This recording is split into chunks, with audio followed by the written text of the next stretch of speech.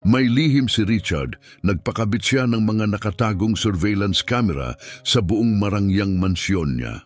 Simple lamang ang layunin niya, tahimik na bantayan ang kanyang minamahal na kasintahang si Josephine, lalo na kapag wala siya sa bahay. Ngunit ang mga nakuhang video ay lubos na gumulat sa kanya. Ang pag-uugali ni Josephine sa kanyang matandang ina, kapag akala nito'y walang nanonood, ay nagbunyag ng isang nakakabahalang katotohanang hindi kailanman naisip ni Richard. Gayunpaman, ang paghihiganting balang araw ay kanyang binuo ay mas lalo pang hindi kapanipaniwala. Palaging naniniwala si Richard na natagpuan na niya ang perpektong babae. Si Josephine ay tila lahat ng pinangarap niya sa isang kapareha. Siya ay elegante, kaakit-akit at may ngiting kayang magliwanag kahit sa pinakamadilim na araw. Mula pa sa unang date nila, ipinakita niyang siya ay mabait, mapagmahal at pinakamahalaga, may respeto sa kanyang pamilya. Napakahalaga nito kay Richard na lumaking inuuna ang pamilya higit sa lahat. Nakatira siya sa isang napakagandang mansyon sa isa sa mga pinaka-elite na lugar sa lungsod. Ang bahay na iyon ay hindi lamang simbolo ng kayamanan. Ito ay bunga ng maraming taon ng walang humpay na pagsisikap. Itinayo ni Richard ang kanyang kumpanya, ang Techvision, mula sa wala at naglaan ng walang bilang na oras upang maisakatuparan ang kanyang pangarap. Bawat sulok ng bahay ay sumasalamin sa mga sakripisyo, tagumpay at mga gabing puyat sa trabaho. Ngunit sa kabila ng lahat ng tagumpay niya, may isang bagay na nanatiling sagrado, ang kanyang ina. Si Donna Ismaela, isang babaeng may pilak na buhok at maamong mukha, ang mag-isang nagpalaki kay Richard. Iniwan sila ng kanyang ama noong bata pa lamang si Richard. Ginawa ni Ismaela ang lahat, naglalaba siya para sa iba, nananahi hanggang hating gabi at madalas hindi kumakain upang may makain ang kanyang anak. Dahil sa kanyang lakas at sakripisyo, nakapagtapos si Richard ng pag-aaral, nakapagtapos ng kolehiyo at nakapagtayo ng sarili niyang imperyo. Ngayon, sinisiguro ni Richard na wala ng kulang ang kanyang ina. Komportable itong namumuhay sa kanyang bahay, napapaligiran ng pagmamahal at pag-aaruga. Nang pumasok si Josephine sa buhay ni Richard, tila isa siyang biyaya. Sa mga pagtitipon ng pamilya, madalas hawakan ni Josephine ang kamay ni Ismaela, pinupuri ang mga kwento ng kanyang buhay at tinutulungan pa itong umakyat sa hagdan ng may lambing. Nasaksihan ni Richard ang lahat ng ito at labis siyang nagalak. Akala niya'y sa wakas ay natagpuan niya ang isang babaeng tunay na nirerespeto at pinahahalagahan ang taong pinakamahalaga sa kanya. Lahat ay tila perpekto hanggang sa may isang karaniwang pulong sa negosyo na nagbago ng lahat. Habang nasa opisina ng Techvision, nakipagkita si Richard sa kanyang business partner na si Alberto. Pinag-uusapan nila ang isang bagong security product na inilulunsad ng kumpanya, isang advanced monitoring system. Richard, napakahusay ng sistemang ito, masiglang paliwanag ni Alberto. Maliliit at halos hindi mapapansing mga kamera na may malinaw na video at perpektong audio. Maaari mong makita ang live feed kahit saan sa mundo gamit lang ang iyong telepono. Lumapit si Richard, interesado sa teknolohiya. Habang ipinapakita ni Alberto ang makinis na mga prototype, unti-unting may nabuo pang ideya sa isip ni Richard. Alam mo, palagi akong nagbibiyahe para sa trabaho kamakailan, sabi niya. Kahit nasa bahay si Josephine, nag-aalala pa rin ako na iwanang mag-isa ang aking ina. Paano kung subukan natin ang mga kamerang ito sa bahay ko? Para lang masigurong ayos ang lahat habang wala ako. Magandang ideya iyon para kay Alberto. Perpekto itong paraan upang subukan ang produkto sa totoong sitwasyon bago ang opisyal na paglulunsad. Makalipas ang ilang araw, tahimik na ikinabit ng team ng Techvision ang maliliit na kamera sa buong bahay ni Richard. Inilagay ang mga ito sa sala, kusina, mga pasilyo at balkonahe. Perpektong humalo ang disenyo sa eleganteng dekorasyon. Ni si Josephine ni si Donna Ismaela ay walang napansin. Ininstall ni Richard ang app sa kanyang telepono at sinubukan ang sistema. Malinaw ang mga imahe at kahanga-hanga ang linaw ng tunog. Kahit malayo siya, maaari na niyang silipin anumang oras kung ayos lang ang kanyang ina. Sa unang linggo, tila maayos ang lahat. Paminsan-minsan, pinapanood niya ang live footage mula sa kanyang opisina. Nakita niya ang kanyang inang nagpapahinga habang nanonood ng paboritong teleserye, si Josephine na naghahanda ng kape at ang dalawang babaeng nag-uusap ng kalmado sa beranda. Mukha itong isang tahimik at masayang tahanan, ngunit nabasag ang ilusyon na iyon isang umaga. Naglakbay si Richard para sa isang mahalagang pulong sa mga investor sa kabisera. Nakakapagod ang mga sesyon, puno ng datos at komplikadong talakayan. Sa isang maikling pahinga, kinuha niya ang kanyang telepono upang tingnan ang kanyang mga email. Halos wala sa isip, binuksan niya ang camera app upang silipin ang bahay. Ipinakita ng screen ang sala. Nakaupo si Donna Ismaela sa kanyang karaniwang upuan, iyong may bulaklak na disenyong pinili ni Richard para sa kanyang kaginhawaan. Ang kanyang mga kamay, marupok dahil sa edad at mahabang taon ng pagtatrabaho, ay may hawak na tasa ng tsaa na bahagyang nanginginig. Pumasok si Josephine sa frame, napangiti si Richard sa una, napakaganda niya, suot ang perpektong tabas na kasuotan. Marahil ay paalis na, tulad ng nabanggit niya noong gabi bago iyon.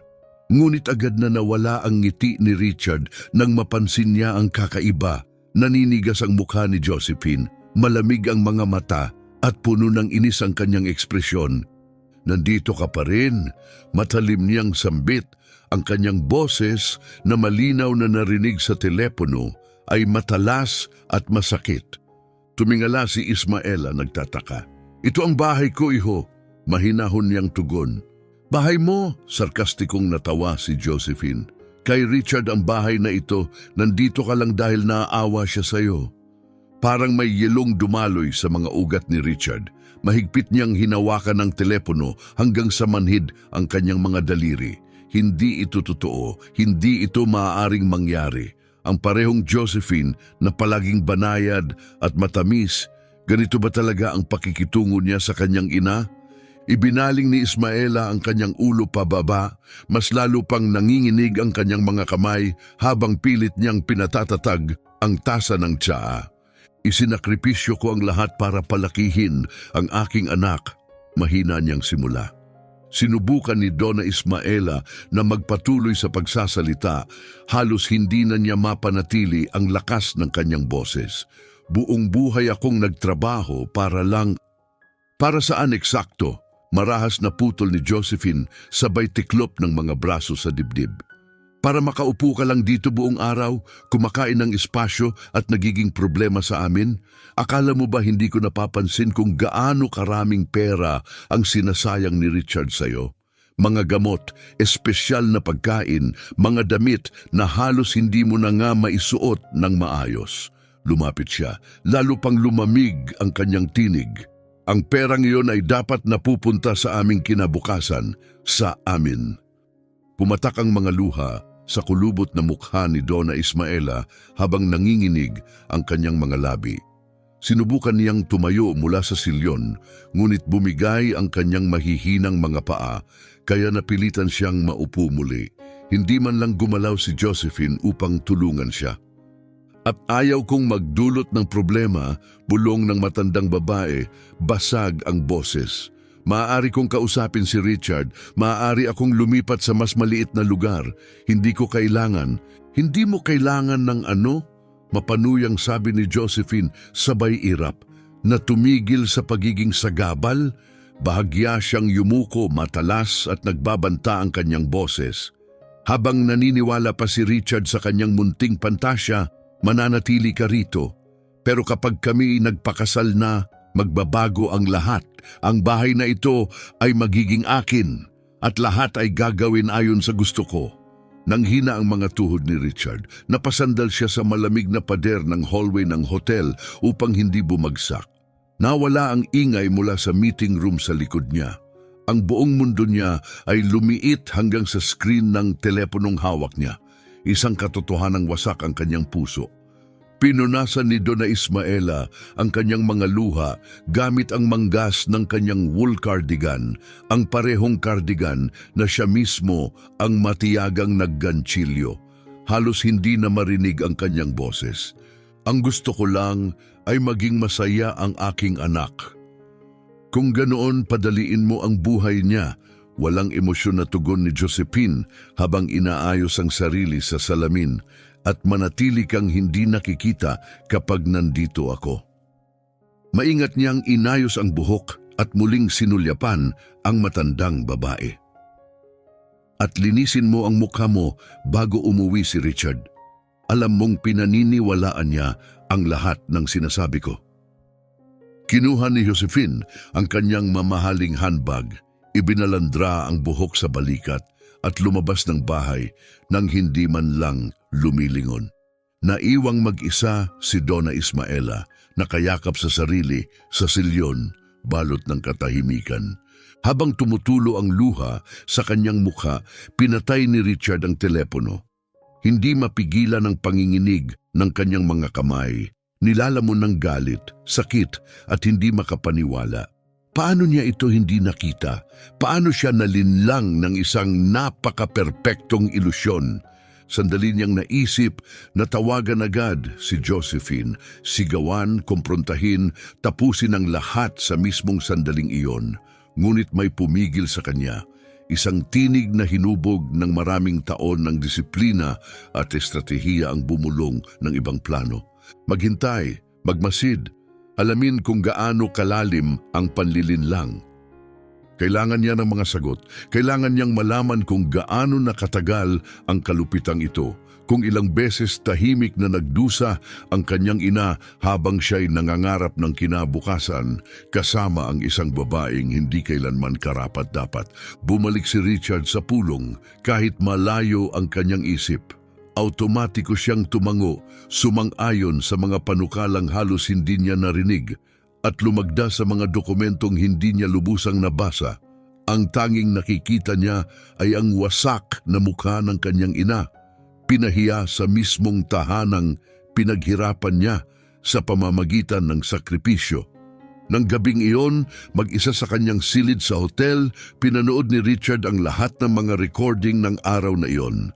Nakita niyang bumalik si Josephine makalipas ang ilang oras, masaya at walang pakialam, may dalang mga shopping bag na parang walang nangyari. Nakita niyang ngumiti si Donna Ismaela ng mahina, kunwaring ayos lang ang lahat. Nakita niya si Josephine na naglalakad sa bahay habang may kausap sa telepono, kumukuha ng mga litrato ng mga silid at masiglang nagsasalita tungkol sa mga renovasyon. Kung ano ang babaguhin niya kapag wala na ang matandang babae. Bawat salita ay parang kutsilyong lalong bumaon sa kanyang dibdib. Pagsapit ng bukang liwayway, nakapagpasya na si Richard. Hindi pa niya haharapin si Josephine. Hindi hanggat hindi niya ipinapakita rito kung gaano siya nagkamali sa paghusga sa kanya. Hindi hanggat hindi niya pinatutunayan sa kanyang ina na hindi ito kailanman naging pabigat, kundi ang pundasyon ng lahat ng kanyang itinayo. Ang kanyang paghihiganti ay hindi magiging maingay o magulo. Ito ay magiging planado, kalmado at mapanira. Pag-uwi ni Richard, mabigat ang kanyang dibdib na para bang may isang bagay sa loob niya ang tuluyang nabasag. Pagkapasok niya pa lamang ng pinto, sinalubong agad siya ni Josephine at niyakap siya ng may sanay na lambing. "Mahal ko, ang tagal mong nawala, miss na miss kita." Paulit-ulit siyang hinalikan nito sa mukha, bumalot ang matapang na pabango sa hangin. Pinilit ni Richard na gumanti, niyakap siya pabalik habang itinatago ang bagyong nagngangalit sa loob niya. Ang bawat haplos ay tila peke na ngayon, inaaral, lason. "Miss din kita," mahina niyang sabi, walang laman ang ngiti. Pumasok si Donna Ismaela sa sala mula sa kusina. Namamaga ang kanyang mga mata kahit sinubukan niyang takpan ng make-up. Ang makita siyang pilit itinatago ang sakit ay lalong nagpasikip sa dibdib ni Richard. "Anak, masaya akong nakauwi ka," marahan niyang sabi. "Ipinagluto kita ng paborito mo." Mahina ang kanyang tinig, ngunit pilit niyang pinasaya ang tono. Mabilis na sabi ni Richard, kumalas kay Josephine at mahigpit na niyakap ang kanyang ina. Ramdam niya ang panginginig ng katawan nito.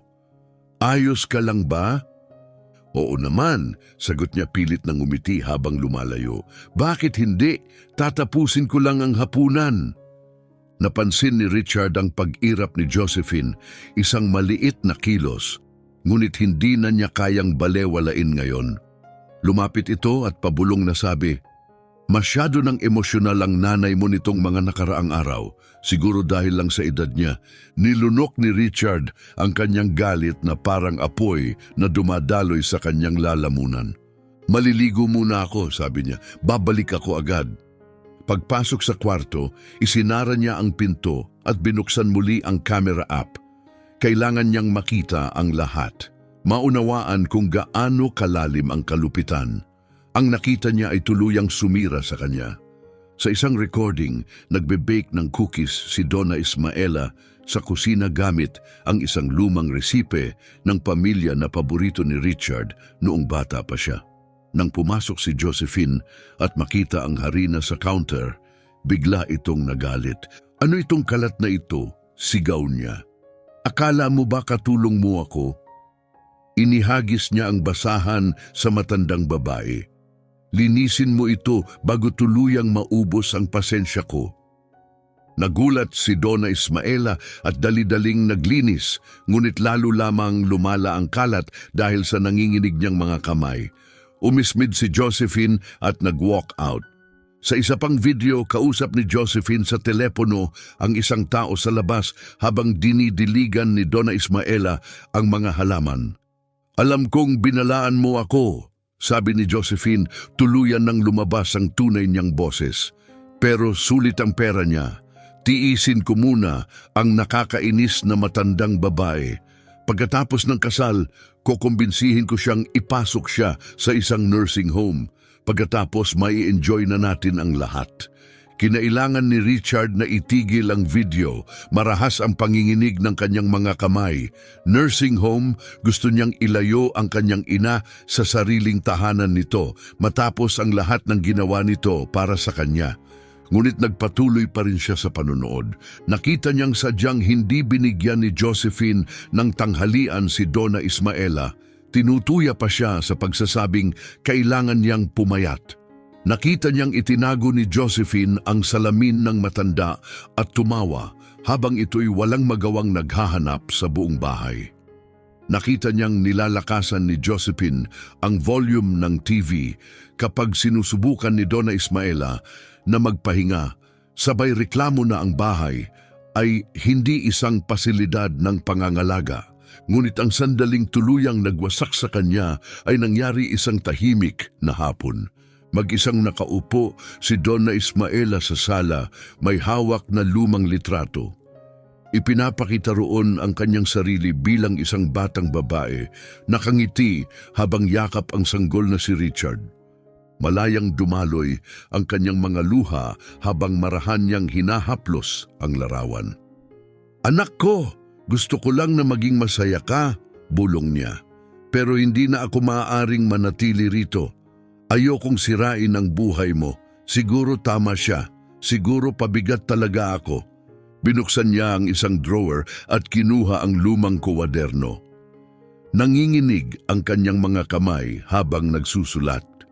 Nag-zoom si Richard sa screen, pilit binabasa ang mga salita. Isang pangungusap ang kanyang nabasa at tuluyan siyang nabasag. "Minamahal kong anak, ayokong maging pabigat, patawarin mo ako." Isang liham iyon ng pamamaalam. Naghahanda ng umalis si Donna Ismaela at ang pagkaunawang iyon ay nagpaapaw ng luha sa mga mata ni Richard.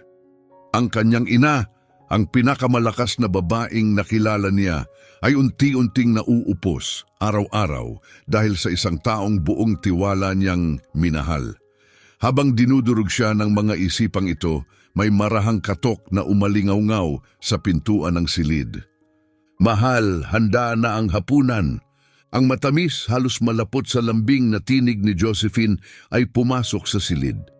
Mabilis na pinunasan ni Richard ang kanyang mukha, huminga ng malalim upang pakalmahin ang sarili at binuksan ang pinto.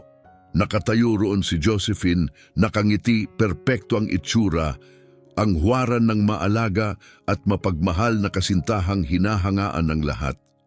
"Matagal ka? Ayos ka lang ba?" tanong niya. Ikiling ang ulo na para bang tunay na nag-aalala. "Pagod lang ako sa biyahe," sagot ni Richard. Pilit nang ngumiti ng kalmado kahit hindi niya iyon nararamdaman. Magkasabay silang bumaba, maayos na maayos ang hapagkainan, gaya ng palaging paghahanda ni Donna Ismaela.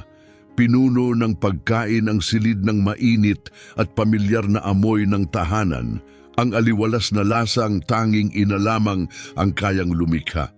Habang kumakain sila, maingat na pinagmamasdan ni Richard ang lahat.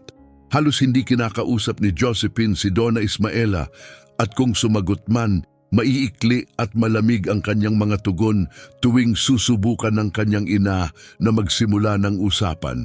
Hindi maikakaila ang distansya.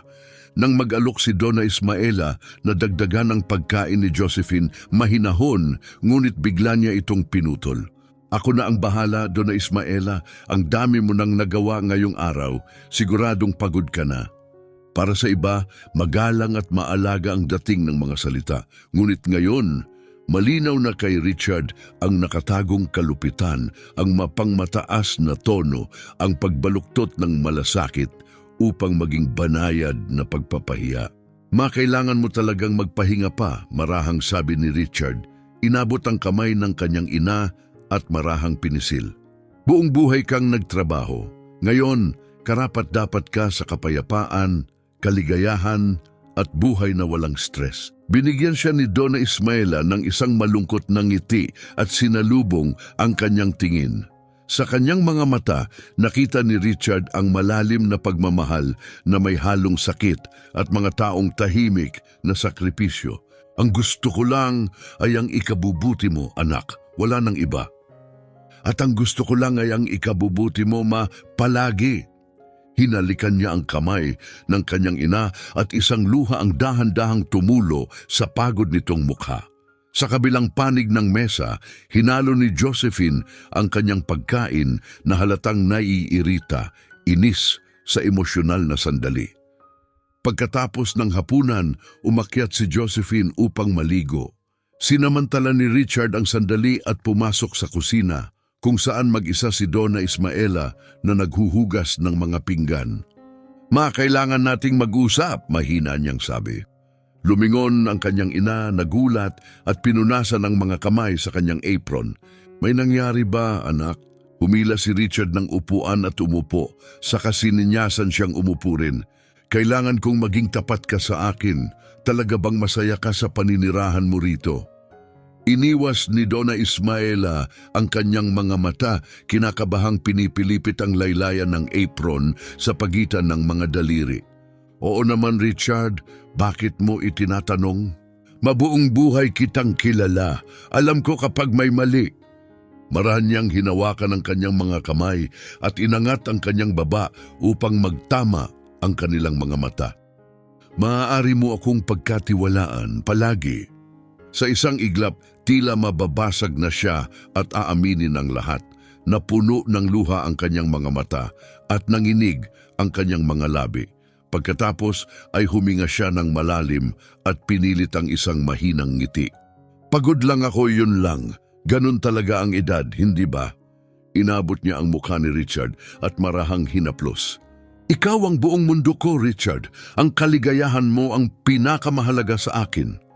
Alam ni Richard na nagsisinungaling siya, muli na naman siyang pumipili na protektahan siya, isakripisyo ang sarili tulad ng buong buhay niyang ginawa. Mas masakit pa yon kaysa sa ano pa man. Huwag mong kalilimutan kung gaano ka kahalaga sa akin, sabi ni Richard habang mahigpit siyang niyayakap. Kung wala ka, walang saysay ang lahat ng ito. Wala kahit ano. Umiyak si Donna Ismaela sa kanyang balikat, mahigpit na kumakapit na para bang natatakot siyang bumitaw. Nang gabing iyon, nakahiga sa tabi ni Josephine, na mahimbing na natutulog at walang kamalay-malay, nanatiling gising si Richard, nag-uunahan ang mga plano sa kanyang isipan. Hindi pa niya maaaring tapusin ang relasyon. Hindi hanggat hindi niya pinapaharap kay Josephine ang mga konsekwensyang hinding-hindi nito malilimutan. Hindi hanggat hindi niya ibinubunyag ang tunay nitong pagkatao sa lahat. Kinuha niya ang kanyang telepono at nagsimulang magsulat ng mga tala. Kailangan niya ng isang perpektong plano. Isang planong maglalantad sa tunay na ugali ni Josephine nang walang alinlangan at higit sa lahat magtitiyak na ligtas ang kanyang ina mula sa anumang pinsala o paghihiganti.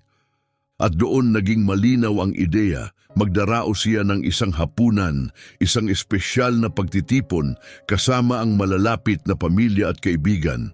Sa opisyal na dahilan, iaanunsyo ang petsa ng kasal. Sa katotohanan, iyon ang magiging entablado kung saan tuluyang mahuhubad ang maskara ni Josephine. Tahimik na ngumiti si Richard sa dilim. Kapag nabunyag na ang katotohanan, wala nang paraan upang bawiin ito. Ngunit bago ang lahat, kailangan muna niyang masigurong protektado ang kanyang ina, ligtas, may sumusuporta at hindi na kailanman mag-iisa. Dahil kapag dumating ang bagyo, kailangan niyang malaman na hindi niya ito haharapin ng mag-isa. Ang mga sumunod na araw ang naging pinakamahirap na naranasan ni Richard. Ang paggising sa tabi ni Josephine, ang paghalik dito tuwing umaga at ang pagpapanggap na nagpaplano ng isang kinabukasan na magkasama. Habang ang bawat bahagi ng kanyang pagkatao ay gustong itaboy ito palabas ng kanyang buhay, ay parang isang malupit at planadong uri ng pagpapahirap. Ngunit nanatiling matatag si Richard.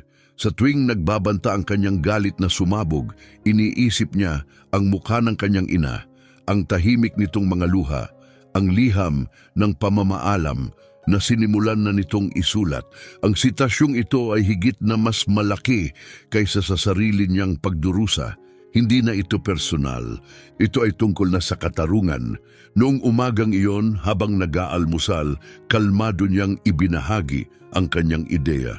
Josephine, mahal ko, naisip ko na magdaos tayo ng hapunan dito sa bahay.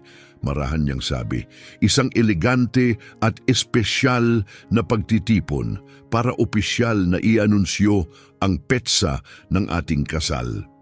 Inabot niya ang kamay nito at pilit na ngumiti ng mainit. Agad na nagningning ang mga mata ni Josephine sa tuwa at ambisyon. Talaga, napakagandang ideya niyan, sabi niya habang pumapalakpak. Maiimbitahan natin ang lahat at maipagmamalaki ang napakagandang bahay na ito.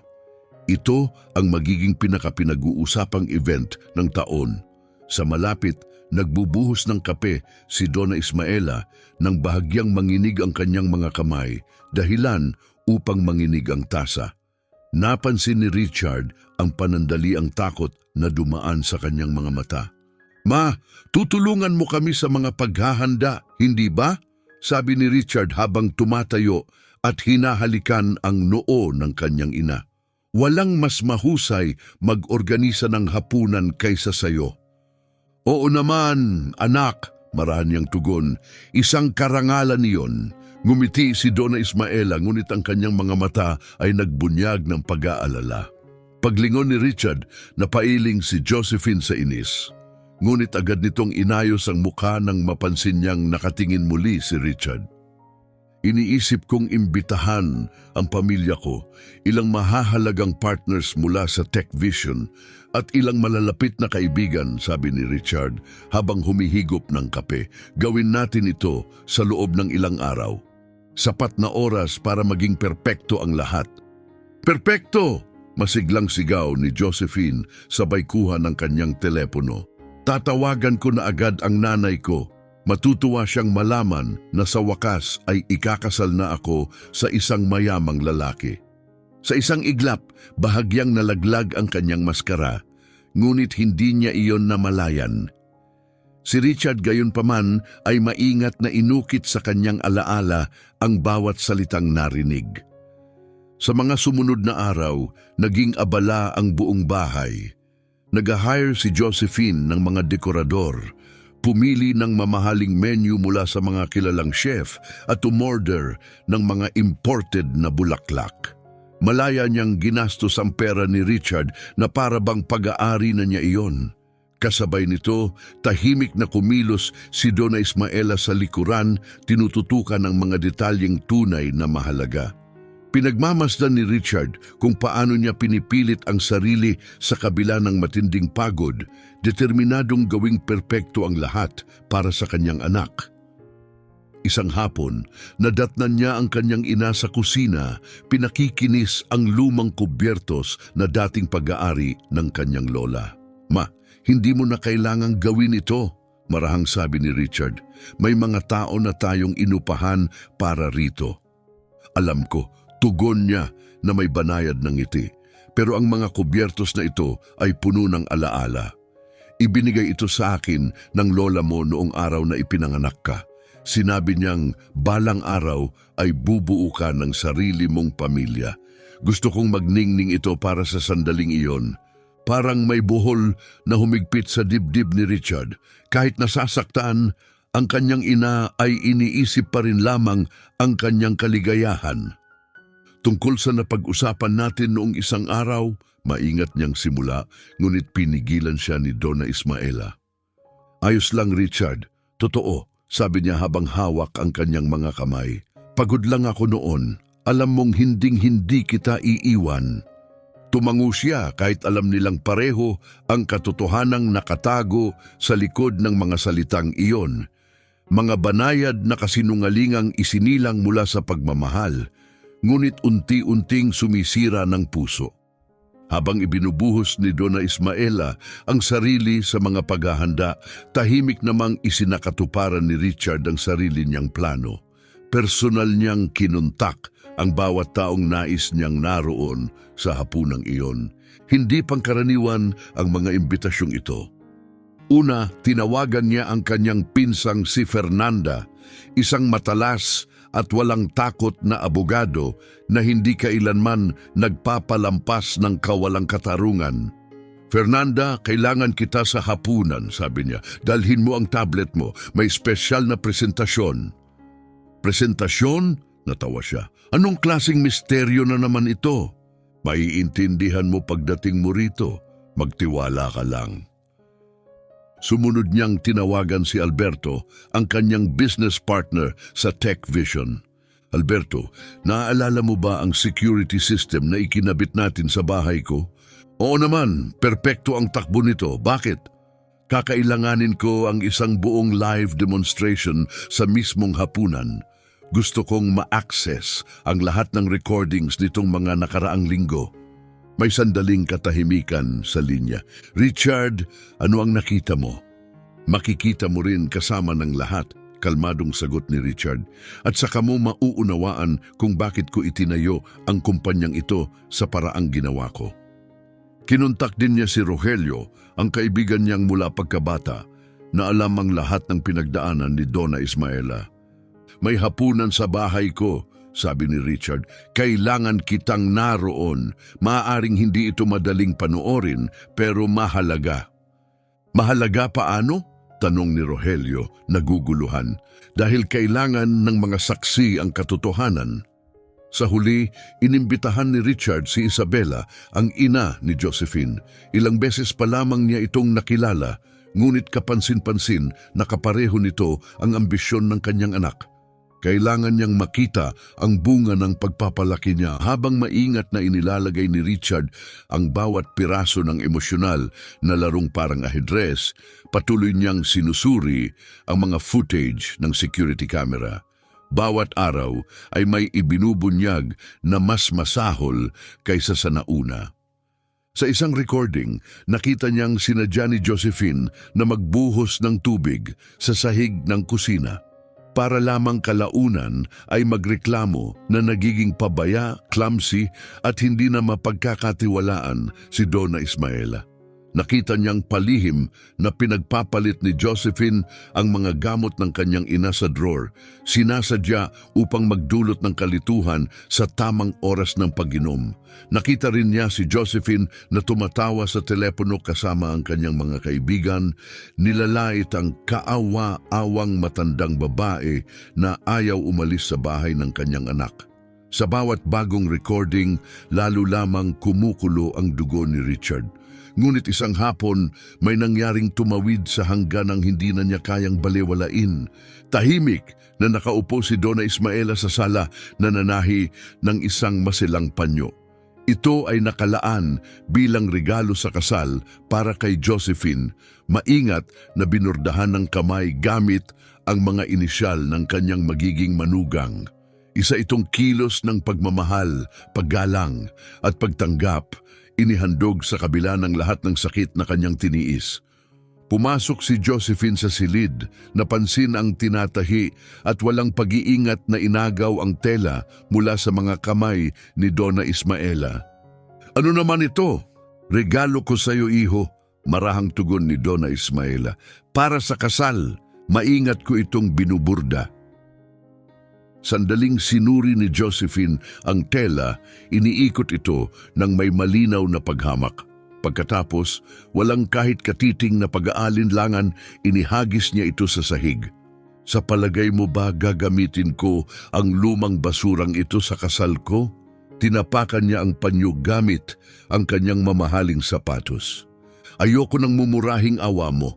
Kapag pinakasalan ko si Richard, magbabago ang lahat sa bahay na ito, lalo na ikaw."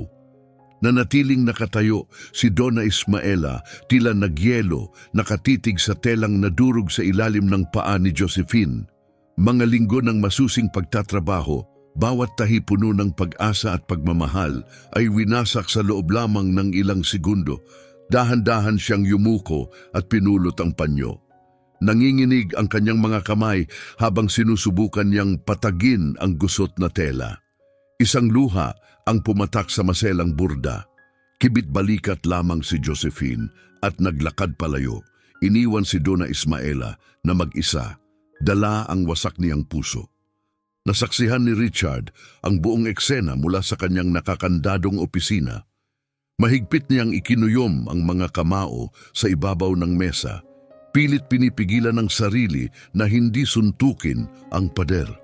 Halos hindi niya kayanin ang galit na nag-aalab sa loob niya. Iniligtas niya ang recording sa isang hiwalay na folder. Isa yon sa pinakamabibigat na ebidensyang ipapakita niya sa gabing yon. Sa gabi bago ang hapunan, kinausap ni Richard ang kanyang ina sa huling pagkakataon. Natagpuan niya ito sa hardin, marahang dinidiligan ng mga rosas na matagal na nitong itinanim. "Ma, bukas ay maaaring maging mahirap na araw," marahan niyang sabi. Lumingon si Donna Ismaela naguguluhan. "Mahirap na araw, pero engagement dinner mo yon, anak. Dapat masaya iyon." "Magtiwala ka lang sa akin," sagot ni Richard. "Anuman ang mangyari bukas, tandaan mong lahat ng ginagawa ko ay para sa iyo. Palagi." Isinantabi niya ang pandilig at lumapit. Inilagay ang kamay sa pisngi ni Richard tulad ng ginagawa niya noong bata pa ito. "Richard, ano ba talaga ang nangyayari?" "Katarungan, ma," mahina niyang sagot. "Sa wakas." Halos hindi nakatulog si Richard ng gabing iyon. Paulit-ulit niyang inisip ang bawat hakbang ng plano. Tinitiyak na handa ang lahat ng recordings at nagagana ng perpekto ang projection system. Pagsikat ng araw, sa mismong araw ng hapunan, handa na siya. May kapalit ang katotohanan at si Josephine ay malapit ng magbayad nito ng buo. Ang mansyon ay pinalamutian ng maringal na elegansya. Sariwang mga bulaklak ang pumuno sa bawat silid. Ang mga mesa ay inayos gamit ang kubyertos na pinakinis ni Donna Ismaela ng may buong debosyon, at ang mga kristal na chandelier ay nagpakalat ng mainit na liwanag sa buong lugar. Perpektong handa ang lahat upang salubungin ang mga panauhin. Napakaganda ni Josephine, suot ang isang eksklusibong kasuotan na nagkakahalaga ng maliit na kayamanan. Nilibot niya ang bahay, sinusuri ang bawat detalye, kumikilos na para bang siya na ang may-ari ng lahat. Perpekto ang lahat, mahal ko, sabi niya habang hinahalikan si Richard. Hindi malilimutan ang gabing ito. Oo, tugon niya na may pigil ng ngiti. Tiyak nga. Pagsapit ng hapon, nagsimula nang dumating ang mga panauhin. Dumating si Fernanda na may hawak na tablet. Tahimik na dumating si Alberto, kasama ang kagamitan ng Tech Vision. Tahimik na nagmamasid si Rogelio. Pumasok si Isabela na may kumpiyansa na babalutan ng alahas. Si Donna Ismaela naman ay nanatili sa likuran, tahimik na inaasikaso ang serbisyo, pilit, gaya ng nakasanayan na hindi mapansin. Nang makapwesto na ang lahat sa pangunahing sala, may hawak na mga baso ng champagne, humingi ng pansin si Richard. Maraming salamat sa inyong pagdating ngayong gabi, sabi niya, kalmado ngunit matatag ang tinig. Inanyayahan ko ang pinakamahalagang tao sa aking buhay, hindi lamang para sa isang anunsyo, kundi para sa isang katotohanan. Nakangiting nakatayo si Josephine sa kanyang tabi, tiyak na pag-ibig at kasal ang kanyang babanggitin. Wala siyang ideya sa kung ano ang darating. Tumahimik ang silid ng humakbang pasulong si Richard, hinihila ang lahat ng tingin patungo sa kanya. Hawak ni Josephine ang kanyang baso ng elegante, na natiling perpekto ang ngiti. Iniisip na i-anunsyo na ang petsa ng kasal sa harap ng lahat. Bago gumawa ng anumang anunsiyo, panimula ni Richard, matatag ang boses na umalingaw-ngaw sa silid. Gusto kong magsalita tungkol sa isang bagay na napakahalaga sa aking buhay. Gusto kong pag-usapan ng pamilya, sakripisyo, at kung sino ang tunay na karapat-dapat sa ating katapatan. Ibinaling niya ang tingin kay Donna Ismaela na nakatayo malapit sa pasukan ng kusina, handang asikasuhin ang hapunan. Bahagyang nanlaki ang mga mata nito nang mapansing direkta siyang tinitingnan. Ang aking ina, malinaw na sabi ni Richard, itinuro si Donna Ismaela at napalingon ang lahat ng panauhin patungo sa kanya. Buong buhay niya ay ginugol sa paglalaban ng damit ng ibang tao, patuloy ni Richard. Araw-araw siyang gumigising bago pa sumikat ang araw. Kinukusot ang mga tela hanggang magbitak at magdugo ang kanyang mga kamay, nagbubunton ng plantsahin para sa buong mga pamilya, para lang magkaroon ako ng mga kuwaderno, lapis at pagkakataong makapasok sa paaralan. Namula ang mukha ni Donna Ismaela sa hiya, marahan siyang umiling, senyas sa kanyang anak na tumigil. Hindi siya sanay na maging sentro ng atensyon. Ngunit hindi huminto si Richard. Ang kanyang tinig ay puno ng damdamin, mabigat at taus-puso. Gabi-gabi siyang nagpupuyat sa pananahi ng mga damit na pinasadya, pagpapatuloy niya. Maraming beses ko siyang nadatnang nakatulog sa ibabaw ng makinang panahi, lubos na pagod dahil may pinangakuan siyang matatapos ang damit kinabukasan. Paulit-ulit niyang nilampasan ang sarili niyang limitasyon, lahat para lamang magkaroon ako ng mas mabuting kinabukasan kaysa sa kanya. Kitang-kita ang emosyon sa ilang mga panauhin. Si Rogelio, na alam ang bawat masakit na detalye ng kwentong iyon, ay palihim na nagpunas ng luha, hindi maitago ang kanyang damdamin. Dahil sa kanyang mga sakripisyo, nakapag-aral ako, nakapagtapos, at naitayo ang Tech Vision, sabi ni Richard. Bawat pader ng bahay na ito, bawat tagumpay na nakamit ko, ay may pangalan niya. Walang umiiral na anuman dito kung wala ang aking ina. Kung wala siya, wala ako. Sandali siyang huminto, pilit kinokontrol ang kanyang boses. Wala, talagang wala. Hindi mapakali si Josephine, may buhol ng kaba na nabuo sa kanyang dibdib. Hindi ganito ang takbo ng gabing ito. Nasaan ang anunsyo ng kasal? Bakit ang kanyang ina lamang ang pinag-uusapan ni Richard? Iyan ang dahilan, patuloy ni Richard, kung bakit nang magpasya akong magpakasal. Alam kong kailangan ko ng taong may parehong mga pagpapahalaga. Isang taong rerespetuhin ang aking ina. Isang taong mamahalin siya tulad ng pagmamahal ko at itatrato siya ng may dignidad na karapat-dapat sa kanya. Naglakad siya patungo sa isang mesa sa gilid kung saan tahimik na inihanda ni Alberto ang mga kagamitang teknikal. At sa loob ng ilang linggo, sabi ni Richard, maingat akong nagmasid upang masigurong tama ang taong aking pinili. Kinuha niya ang remote control. Isang malaking screen ang dahan-dahang bumaba mula sa dingding, malinaw na inihanda para sa sandaling yon. Ang aming kumpanya, ang Tech Vision, ay gumagawa ng mga makabagong security system, paliwanag ni Richard. Mga kamerang halos hindi makita na may napakalinaw na audio at video. Nag-install ako ng ilan sa mga ito sa bahay na ito. Namuti ang mukha ni Josephine, marahas na nanginig ang kanyang kamay, dahilan upang matapon ang champagne sa kanyang mamahaling damit. Richard, ano ang ginagawa mo? Pilit niyang singit. Maingat niyang itinaas ang kamay. Pakiusap, mahal ko. Hayaan mo akong tapusin. Tutal, palagi mong sinasabi na mahalaga ang katapatan at pagiging bukas sa isang relasyon, hindi ba? Umandar ang unang video. Ipinakita sa screen si Josephine na pumapasok sa sala kung saan tahimik na umiinom ng tsaa si Donna Ismaela. Umalingaw-ngaw sa mga speaker ang boses ni Josephine, malamig, matalim at malupit. Bakit nandito ka pa? Bahay ito ni Richard. Nandito ka lang dahil naaawa siya sa iyo. Isang sabayang hingal ang umalingaw-ngaw sa silid. Tinakpan ni Isabela ang kanyang bibig sa pagkagulat. Kumipot ang mga mata ni Fernanda, agad na gumana ang kanyang likas na ugali bilang abogado. Patayin mo yan ngayon din, histerikal na sigaw ni Josephine habang patakbo patungo sa mga kagamitan.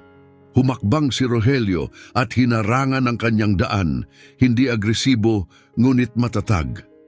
Hindi Josephine, malamig na sabi ni Richard, karapat dapat malaman ng lahat ang katotohanan. Umandar ang ikalawang video, makikita si Josephine sa beranda may kausap sa telepono. Kailangan ko lang tiisin ang nakakainis na matandang babae ng kaunti pa. Pagkatapos ng kasal, kukumbinsihin ko siyang ilagay siya sa isang nursing home.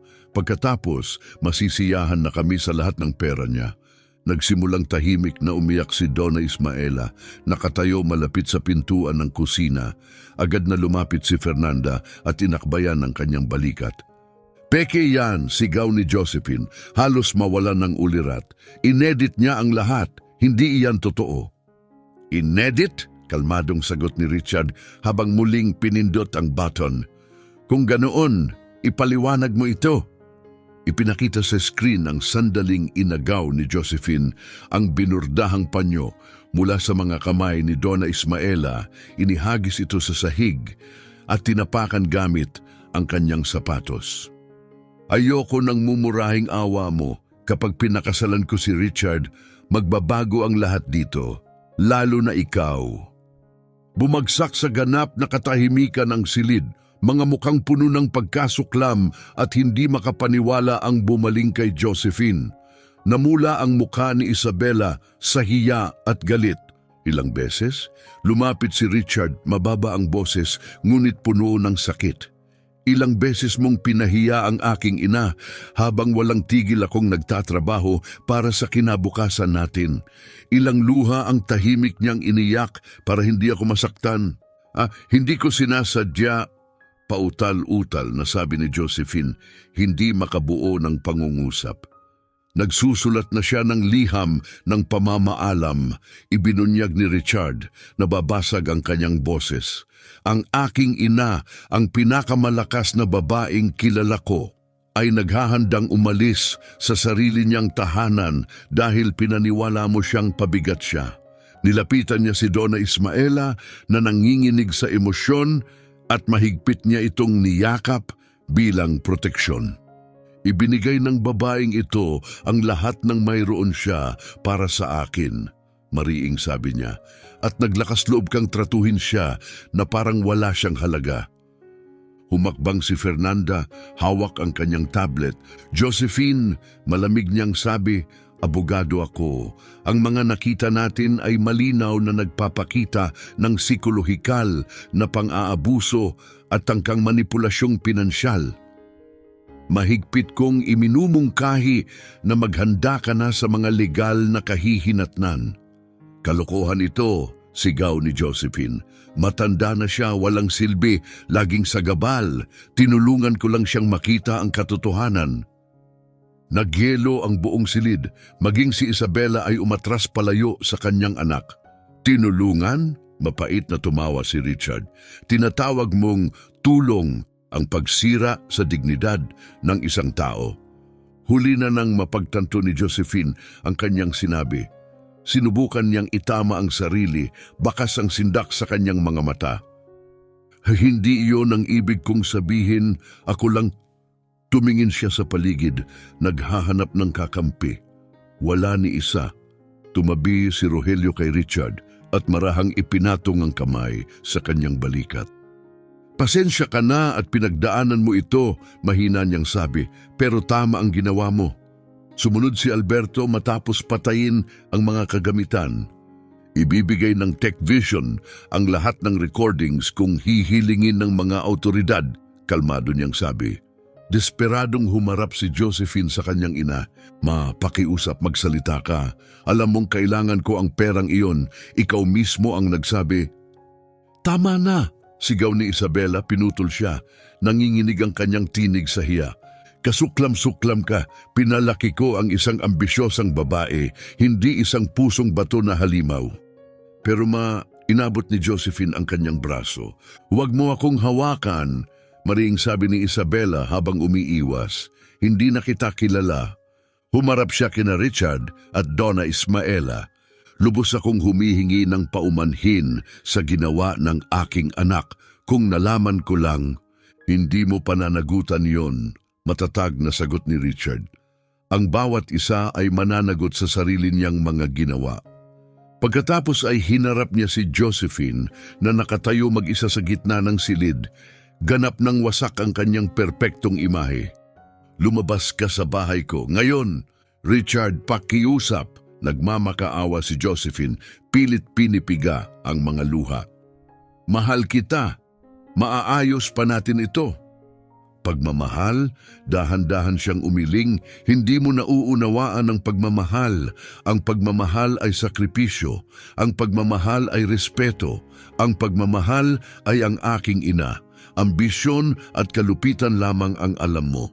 Kaya kong magbago, hikbi niya, lumuhod at hinawakan ang kanyang binti. Maingat ngunit matatag na umatras si Richard. Ang nag-iisa kong pagkakamali ay ang hindi ko agad nakita ang katotohanan.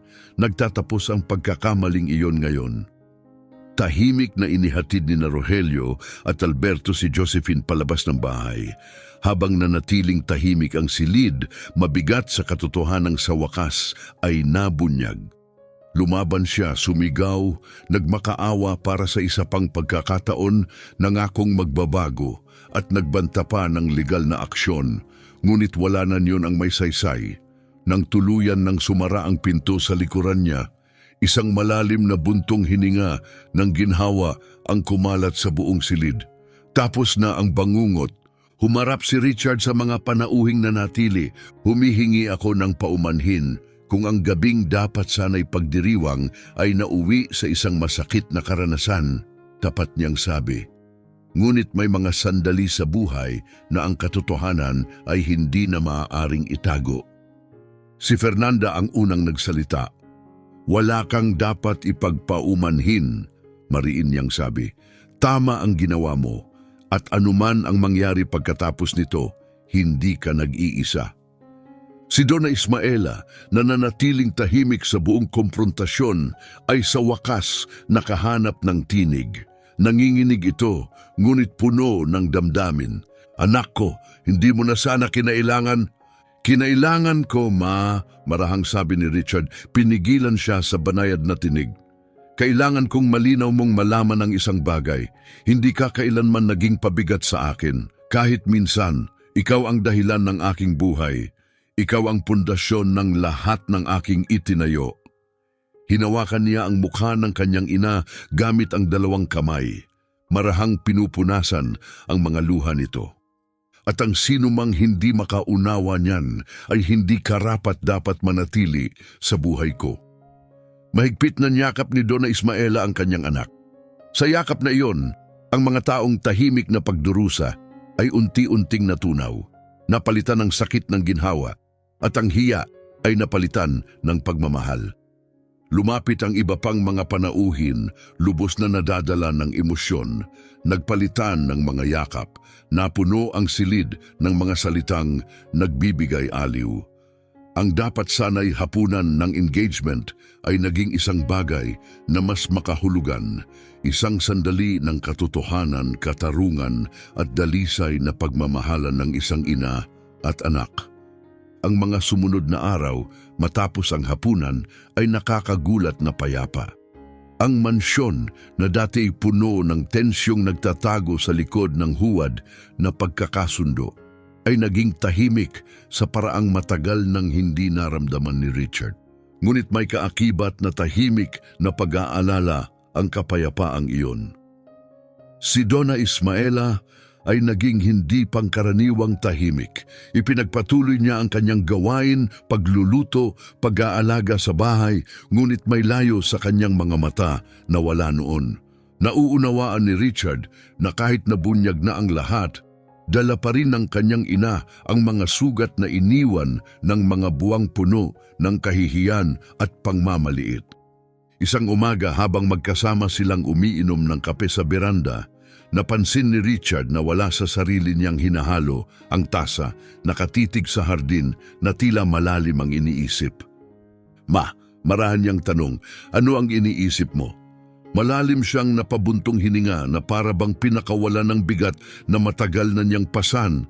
Iniisip ko ang lahat ng nangyari, sabi niya, kung gaano ako naging inosente sa pagtanggap ng ganong pagtrato. Ma, hindi mo kailanman pakiusap, hayaan mo akong tapusin, mahinahon niyang sabi habang ipinatong ang kamay sa kamay ng kanyang anak. Sa loob ng maraming linggo, pinaniwala ako ng babaeng iyon na sagabal ako, isang pabigat. At alam mo ba kung ano ang pinakamasakit? Naniwala ako sa kanya. Talagang inisip kong ako ang humahadlang sa kaligayahan mo. Nanikip ang lalamunan ni Richard. Nang pinalaki mo ako ng mag-isa, mahina niyang tanong. Habang walang tigil kang nagtatrabaho at isinakripisyo ang lahat, naisip mo ba kahit minsan napabigat ako? Hindi kailanman, agad na sagot ni Donna Ismaela, napupuno ng luha ang kanyang mga mata. Ikaw ang dahilan kung bakit ako bumabangon tuwing umaga. Sulit ang bawat sakripisyo basta makita lang kitang ngumiti. Kung ganoon, bakit magiging iba ngayon? Tanong ni Richard, mahigpit na hawak ang kanyang mga kamay. Ma, ikaw ang dahilan ng lahat ng mabuti sa buhay ko at muntik na kitang mawala dahil hindi ko agad nakita ang nangyayari sa harap ko. Tuluyan ng umagos ang luha sa mukha ni Donna Ismaela. Sumulat ako ng liham, bulong niya. Tumango si Richard. Nakita ko, balak mo nang umalis. Tinapos ko yon nung gabing iyon, amin niya habang dahan-dahang tumatayo. Maghintay ka rito. Pumasok siya sa loob at makalipas ang ilang minuto ay bumalik na may hawak na isang nanilaw na sobre. Nanginginig ang kanyang mga kamay nang iabot niya ito sa kanyang anak. Hindi ko na kayang iwan ito sa mesa mo, sabi niya. Pero gusto kong basahin mo ito ngayon para tunay mong maunawaan ang nararamdaman ko noon. Maingat na kinuha ni Richard ang sobre na para bang maaaring magkapira-piraso ito sa kanyang mga kamay. Dahan-dahan niya itong binuksan at inilabas ang mga pahinang puno ng nanginginig na sulat kamay ng kanyang ina. Sinimulan niyang basahin ng malakas, nababasag ang boses sa bawat pangungusap. Minamahal kong anak, sa oras na mabasa mo ang liham na ito, malamang ay wala na ako. Huwag mong sisihin ang sarili mo. Wala kang ginawang mali. Sa katunayan, palagi kang napaka-perpekto para sa akin. At marahil doon nagsimula ang problema. Ginugol ko ang buong buhay ko sa pagtatrabaho upang maibigay sa iyo ang lahat ng aking makakaya. Pinanood kitang lumaki, mag-aral at tuparin ang iyong mga pangarap at ang puso ko ay napuno ng pagmamalaki. Hindi ko kailanman pinagsisihan ang kahit isang gabing walang tulog o isang pagkaing ipinagkait ko sa sarili ko para lamang magkaroon ka ng higit. Ngunit ngayon, napagtanto kong ako na ang bagay na palagi kong kinatatakutan, isang pabigat. Maaaring naging malupit ang iyong kasintahan, ngunit may ilan sa kanyang mga salita ang tumimo sa aking puso. Matanda na ako ngayon, nanginginig ang aking mga kamay, hindi na ako kapaki-pakinabang tulad ng dati. At ang pinakamasakit sa lahat, naniniwala akong ako ang humahadlang sa iyong kaligayahan.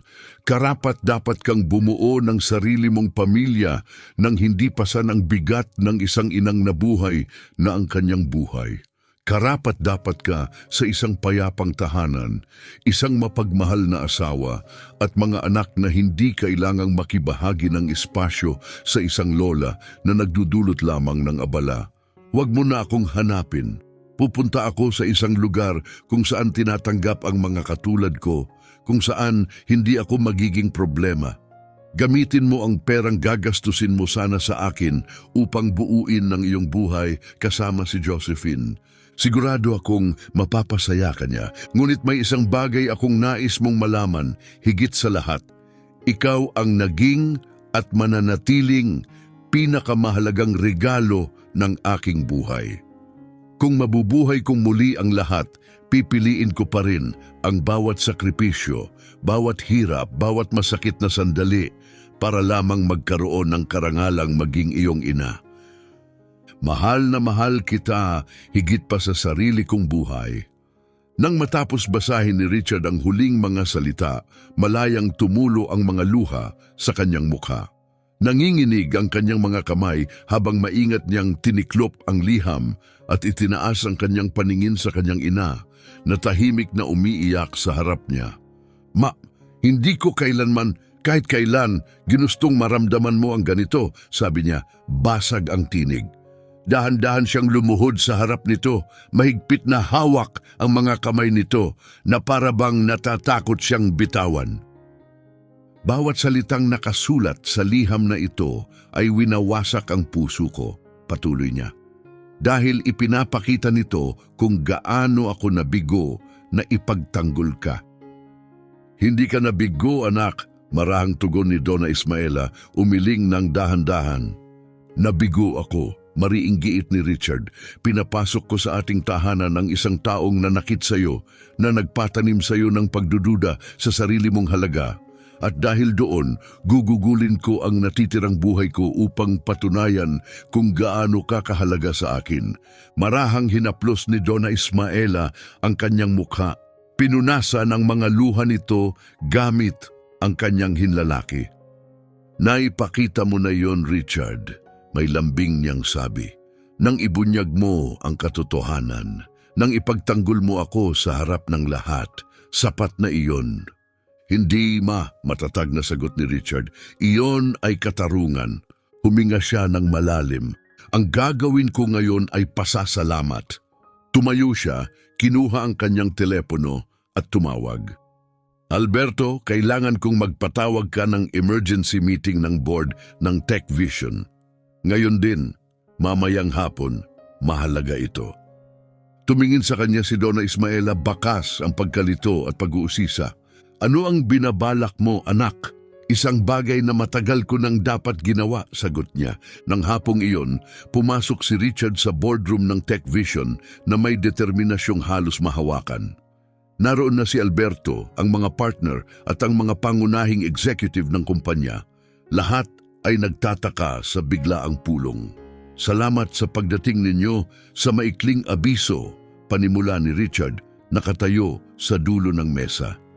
Marahil ay nagtataka kayo kung bakit ko ipinatawag ang pulong na ito. Sandali siyang huminto. Simple lang, gusto kong lumikha ng isang bagong departamento sa loob ng Tech Vision. Sumandal si Alberto Pasulong, halatang interesado. Anong klaseng departamento? Isa na nakatuon sa social responsibility, sagot ni Richard. Partikular sa pag-aalaga, pagsuporta at pagbibigay halaga sa mga nakatatanda. Ipinakita niya sa screen ang mga chart, larawan at estadistika. Nagsagawa ako ng masusing pananaliksik at nalaman kong libu-libong matatanda sa ating lungsod ang nabubuhay sa pag-abandona o kapabayaan. Marami sa kanila ang buong buhay na nagtrabaho, nagpalaki ng pamilya at nag-ambag sa lipunan, ngunit ngayon itinuturing na parang wala na silang halaga. Lubos na tumahimik ang silid, iminumungkahi kong mamuhunan ng Tech Vision sa isang malakihang inisyatiba, patuloy ni Richard, isang community center para sa mga senior, hindi isang nursing home, kundi isang lugar kung saan mararamdaman nilang sila'y nirerespeto, may silbi at buhay.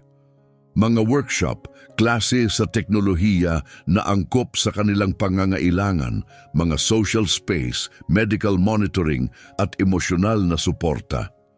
Itinaas ng isa sa mga direktor, si Marcia, ang kanyang kamay. Richard, napakagandang ideya, sabi niya, ngunit mangangailangan ito ng malaking puhunan. Paano mo ito popunduhan sa pangmatagalan?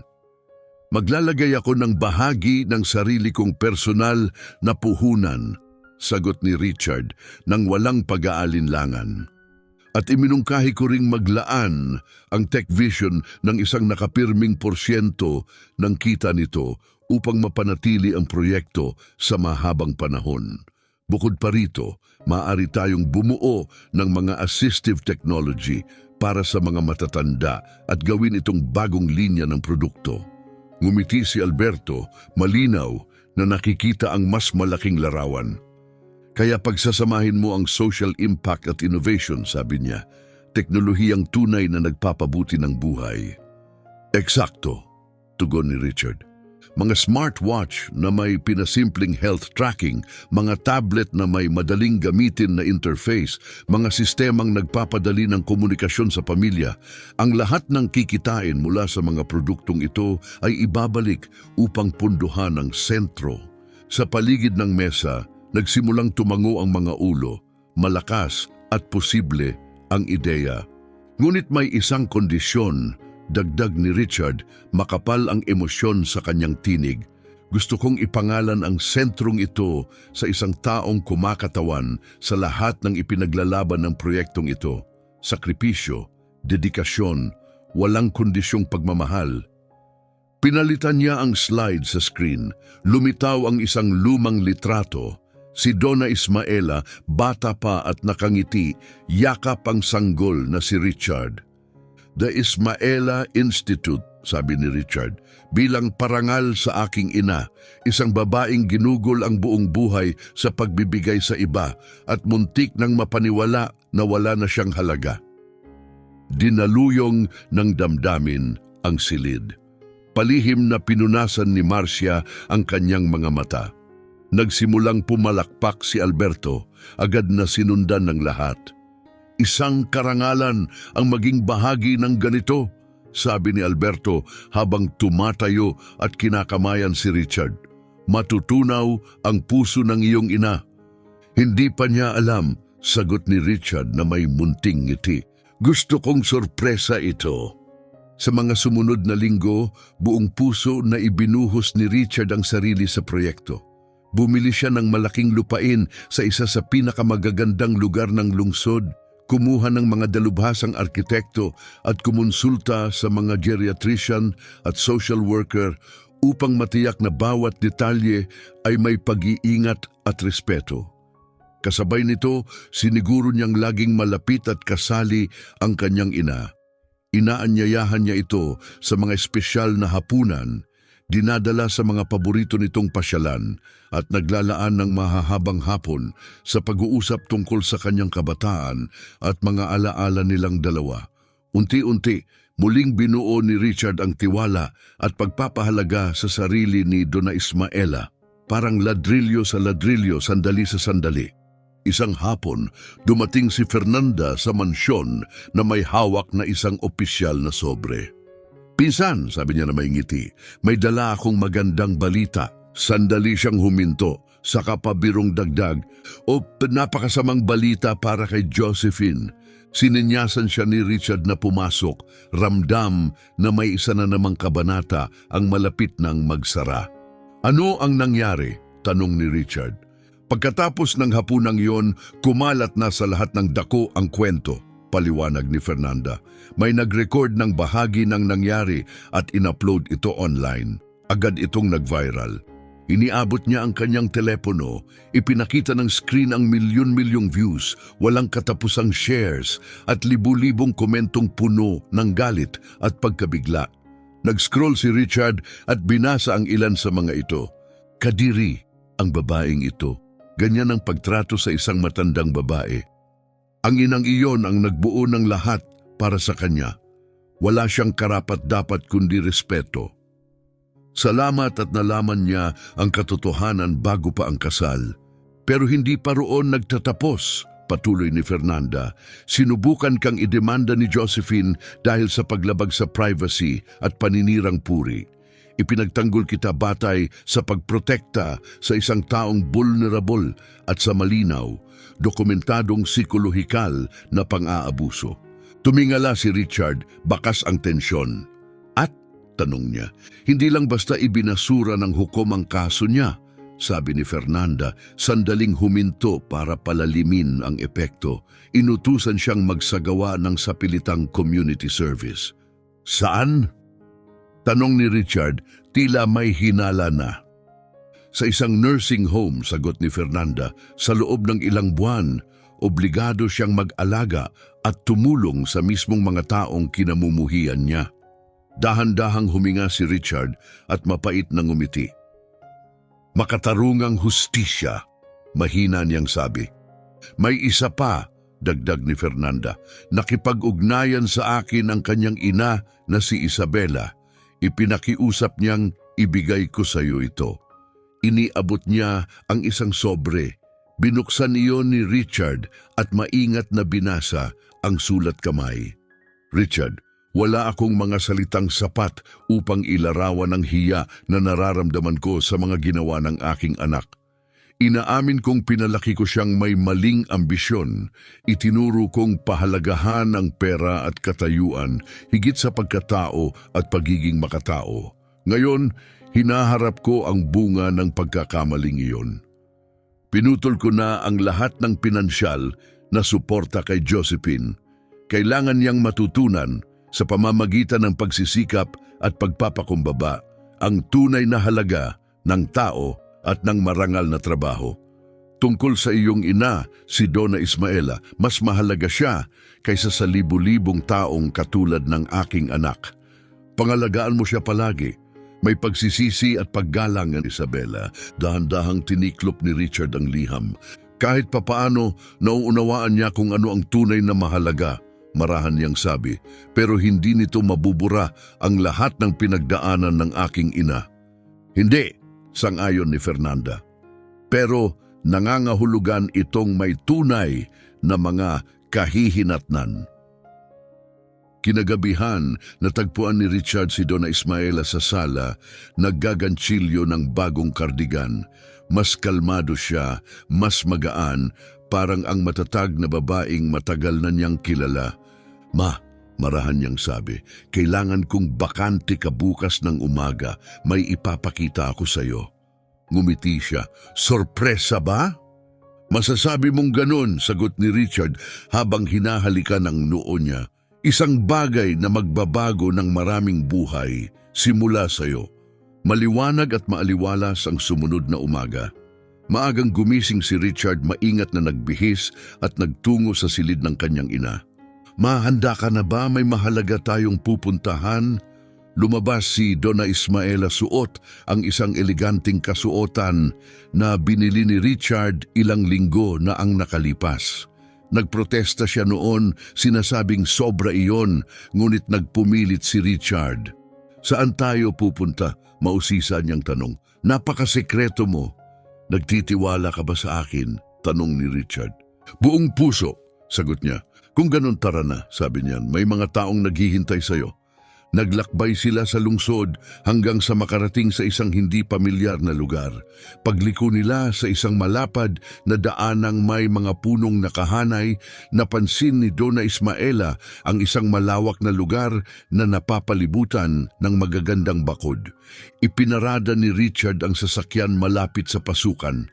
Marami ng tao roon, sina Alberto, Fernanda, Rogelio, mga empleyado ng TechVision, mga mamamahayag at 12-dosenang matatandang babae at lalaki na kasama ang kanilang mga pamilya. Richard, ano ang lahat ng ito? Tanong ni Donna Ismaela, litong-lito. Bumaba si Richard, umikot sa sasakyan at maingat na binuksan ang pinto para sa kanya. Ma, panimula niya, bakas ang emosyon sa tinig. Sa loob ng maraming taon, nagtrabaho ka sa paglalaba, pagplantsa, pananahi. Gumigising ka bago sumikat ang araw para maglingkod sa mga pamilyang halos hindi alam ang pangalan mo. Ginawa mo ang lahat dahil sa pagmamahal nang walang hinihintay na kapalit. Bahagyang nanginig ang mga kamay ni Donna Ismaela. Ramdam niyang may napakalaking bagay na paparating. At nang dumating na ang panahong ikaw naman ang magpahinga, ang ikaw ang alagaan at pahalagahan, may nagtangkang ipaniwala sa iyo na wala ka ng halaga. Patuloy ni Richard, nababasag ang boses. Ngunit mali siya, lubos na mali. Hinawakan niya ang kamay ng kanyang ina at ginabayan siya patungo sa tarangkahan. Lumitaw si Alberto na may hawak na seremonyal na gunting sa tabi ng isang malaking laso na tumatakip sa isang karatula. Ngayong araw, sabi ni Richard, ipapakita ko sa iyo kung gaano ka kahalaga, hindi lamang sa akin, kundi sa daan-daang taong tulad mo ay karapat-dapat sa dignidad, respeto at pagmamahal. Sa hudyat ni Richard, hinila ang laso at lumantad ang isang malaking, eleganteng karatula, Ismaela Institute, sentro para sa pagpapahalaga sa mga nakatatanda. Dahil ang mga nagtayo ng mundo ay karapat-dapat itong tamasahin. Tinakpan ni Donna Ismaela ang kanyang bibig habang dumadaloy ang mga luha sa kanyang mukha. Tumingin siya sa karatula, saka sa kanyang anak, hindi makapagsalita. Ito ay, pilit niyang sabi, nababasag ang tinig. Sa'yo ito, ma, marahang sabi ni Richard. Ang pangalan mo, ang pamana mo, ang kwento mo, ang lugar na ito ay maglilingkod sa daan-daang matatanda, magbibigay ng pag-aaruga, mga gawain, respeto, at higit sa lahat katiyakan na sila'y mahalaga. Sumabog ang palakpakan sa paligid.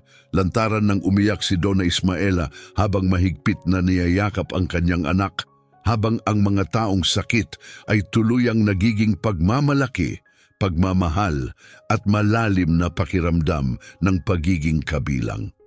Anak, hindi ko karapat-dapat ang ganito, pabulong na sabi ni Donna Ismaela habang tumutulo ang luha. Ikaw ang karapat-dapat nito at higit pa. Marahang pinunasan ni Richard ang kanyang mukha, ngumingiti ng may lambing. At ito, mahina niyang sabi, ay simula pa lamang. Suminyas siya kay Alberto na lumapit na may hawak na tablet. Kinuha ito ni Richard at ibinaling ang screen patungo sa kanyang ina. Bukod sa pisikal na sentro, paliwanag ni Richard, lumikha rin kami ng isang buong linya ng teknolohiyang idinisenyo talaga para sa mga nakatatanda. Ang bawat produktong na ibebenta ay tumutulong sa pagpapanatili at pagpapalago ng institusyon. Ngunit may mas mahalaga pa rito. Pinindot niya ang screen at lumitaw ang isang napakagandang digital platform na puno ng mga larawan, video at mga profile. Bumuo rin kami ng isang programang naglalayong mapreserba ang mga kwento ng buhay, patuloy niya. Dito, maaaring i-record ng mga matatanda ang kanilang mga alaala, aral at karanasan. Isa itong buhay na arkibo ng karunungan ng mga taong bumuo ng ating lipunan. Itinuro ni Richard ang isang bahagi ng screen na naka-highlight. At ang pinakaunang kwentong na-upload ay ang Sayoma. Hinaplos ni Donna Ismaela ang tablet gamit ang nanginginig na mga daliri.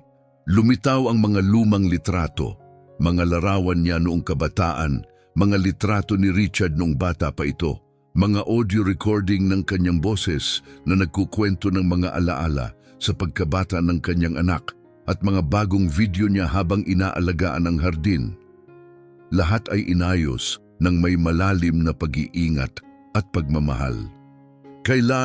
Paano mo nagawa ang lahat ng ito? Tanong niya, halos hindi makahinga sa dami ng emosyon. Sa tulong ng mga taong naniniwala tulad ko na ang respeto at pasasalamat ay hindi optional, sagot ni Richard. Itinuro ang mga taong nakapaligid sa kanila. At ngayong araw ng pagbubukas, dagdag niya, gusto kong ikaw ang magputol ng laso at ipakita sa lahat na malayo pa sa pagtatapos ang iyong kwento. Ito ay simula pa lamang ng bagong kabanata. Lumapit si Fernanda at iniabot kay Donna Ismaela ang seremonyal na gunting. Donna Ismaela, may init niyang sabi, isang karangalan ang narito ako. Kahanga-hanga ang ginawa ng iyong anak, ngunit ikaw ang tunay na inspirasyon sa lahat ng ito. Sumama si Rogelio at mahigpit siyang niyakap.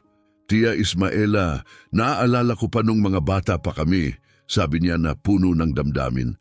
Palagi kang may handang pagkain kapag pumupunta ako sa bahay ni Richard. Hindi mo lang kami pinakain, tinuruan mo kami ng kabutihan at pagiging makatao. Isa-isang lumapit ang mga tao, nagbigay ng maiikling salita ng pagmamahal, pasasalamat at paghanga. Tumatawa at umiiyak si Donna Ismaela nang sabay puno ang puso sa lahat ng kanyang nararamdaman. Sa wakas, ginabayan siya ni Richard patungo sa laso. Sa iyo ang karangalang ito, Ma, marahan niyang sabi. Sa iyo ang lugar na ito. Nanginginig ang kanyang mga kamay nang hawakan ni Donna Ismaela ang gunting. Tumingin siya sa kanyang anak sa huling pagkakataon. Nagniningning ang mga mata sa pagmamahal at pagmamalaki at dahan-dahang pinutol ang laso. Sumabog ang palakpakan sa paligid. Nagliwanag ang langit sa mga paputok. Nagsimulang tumugtog ang musika.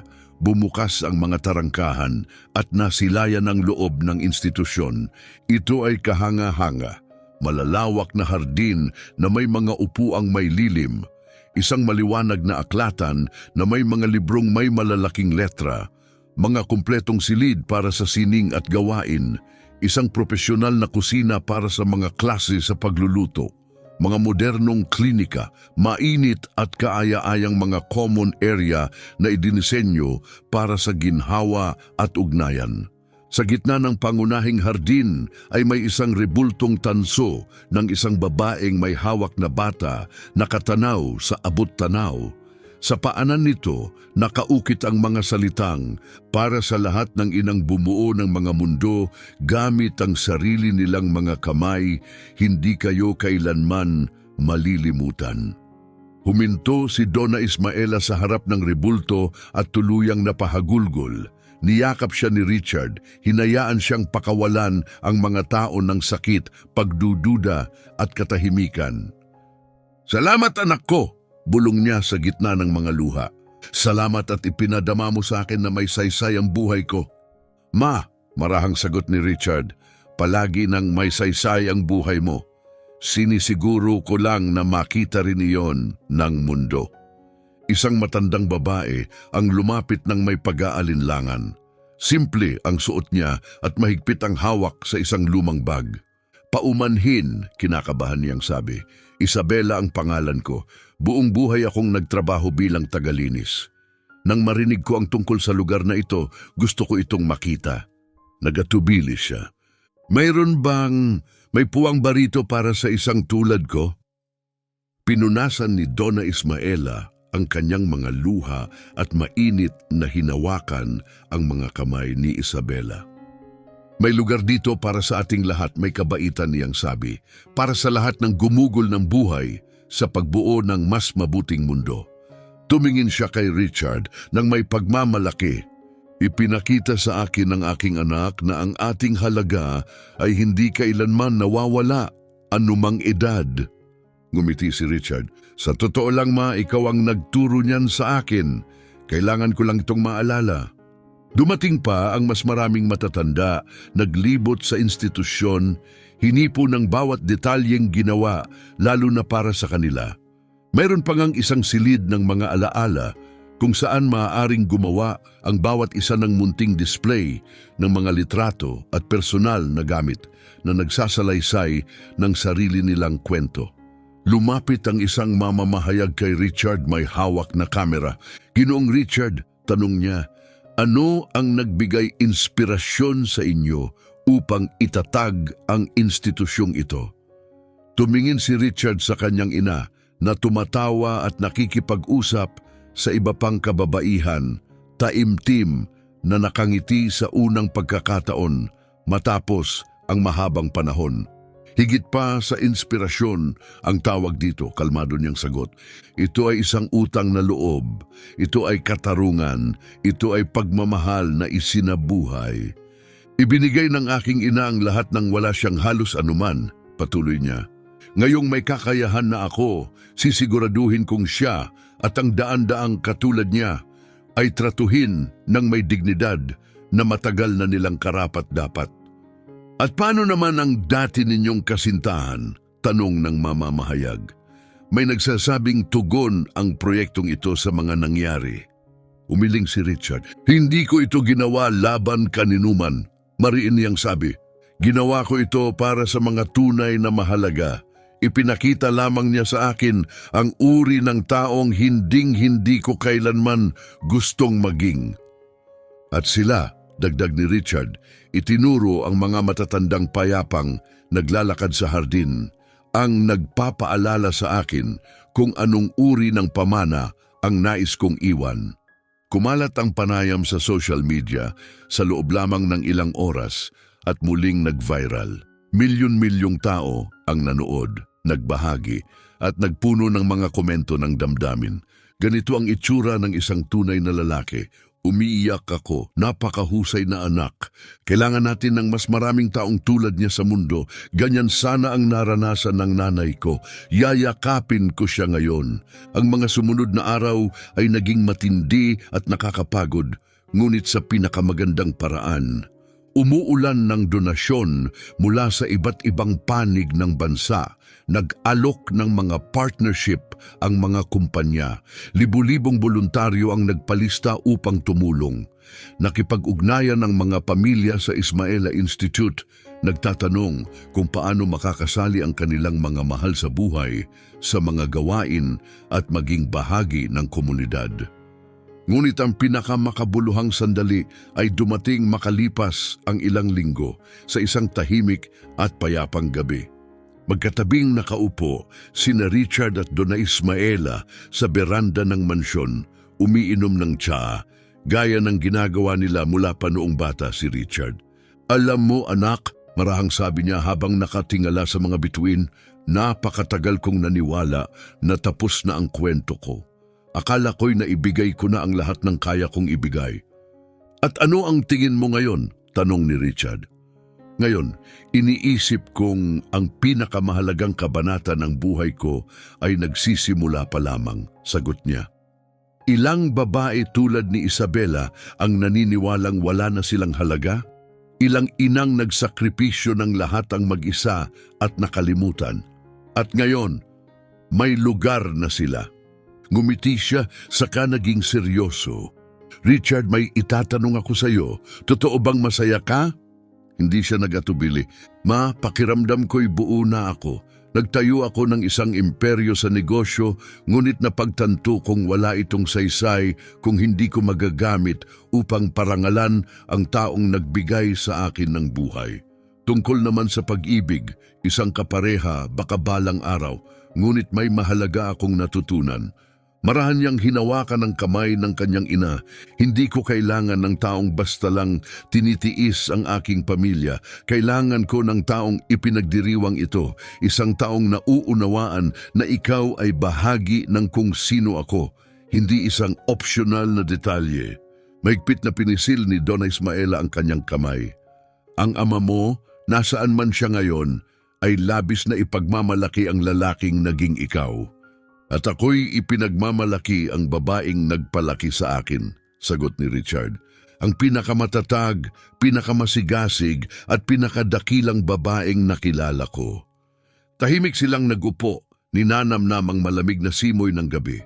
Ang liham na isinulat ko, marahang sabi ni Donna Ismaela, maaari ko na ba itong sunugin ngayon? Huwag, sagot ni Richard, ikinagulat niya. Itago mo ito para maalala mo kung saan tayo nagmula at kung ano ang ating nalampasan, para hindi mo na kailanman pagdudahan ang iyong halaga. Kung ganoon, itago mo rin, sabi niya, iniabot sa kanya ang liham. Para maalala mo na ang mga mahal natin ay maaaring nagdurusa ng tahimik at ang pagbibigay pansin ang pinakadakilang anyo ng pagmamahal. Maingat na kinuha ni Richard ang liham at inilagay ito sa bulsang pinakamalapit sa kanyang puso. Lumipas ang mga buwan. Naging pambansang huwaran ang Ismaela Institute. Araw-araw itong binibisita ni Donna Ismaela, hindi bilang tumatanggap ng tulong, kundi bilang isang leader. Nag-oorganisa siya ng mga aktibidad, nakikinig ng mga kwento, at sinisiguro na ramdam ng lahat na sila'y nakikita at pinahahalagahan. Nagsimula rin siyang magsalita sa mga paaralan, ibinabahagi ang kanyang paglalakbay at tinuturuan ang mga kabataan tungkol sa pasasalamat, dignidad at respeto. Isa sa kanyang mga linya ang naging tanyag. Lahat tayo'y tatanda balang araw. Ang tanong, anong uri ng mundo ang nais nating naghihintay sa atin kapag dumating ang panahong iyon? Ipinagpatuloy ni Richard ang pagpapalawak ng Tech Vision, ngunit ngayon ay may malinaw na layunin. Ang bawat produktong binubuo ay para magpabuti ng buhay, hindi lamang para kumita. Tungkol naman kay Josephine, natapos niya ang kanyang community service sa nursing home. Sa una, nanatili siyang matigas at mapagmataas. Ngunit sa pagdaan ng panahon, habang nakikinig sa mga kwento at nakikita ang pasasalamat sa mga mata ng mga tinutulungan niya, may unti-unting nabasag sa loob niya.